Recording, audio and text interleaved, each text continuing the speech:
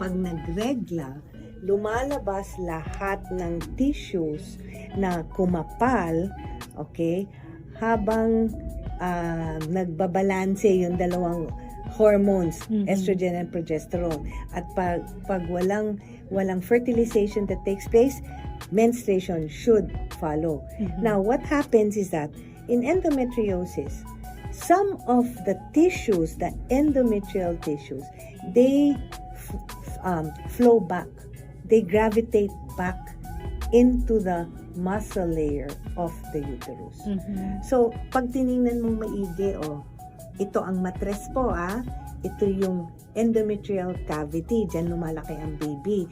Dyan nakikita yung ibang polyp, submucous myoma, kung ano man mga masses dyan. Itong red, ang tawag doon, myometrium.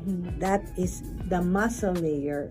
Endometriosis, there is internal endometriosis, wherein, makikita nyo, in between the muscle layer, you will have black spots. So, ang nangyayari, nag-i-insinuate yung mga endometrial cells during the menses into the muscle layer. So, doon nag-accumulate. So, tuwing nagme-mens din yan. Dalawa yung nag-mens. Kaya, ang nangyayari, sometimes there is pain. Okay? It's probably because of that. Or it could also be, you can also have spotting. It could also present as spotting. Okay? So, yan ang internal endometriosis or adenomyosis. Yung sinasabing endometriosis generally, okay, that is where, again, there is such a thing as external endometriosis or pelvic endometriosis.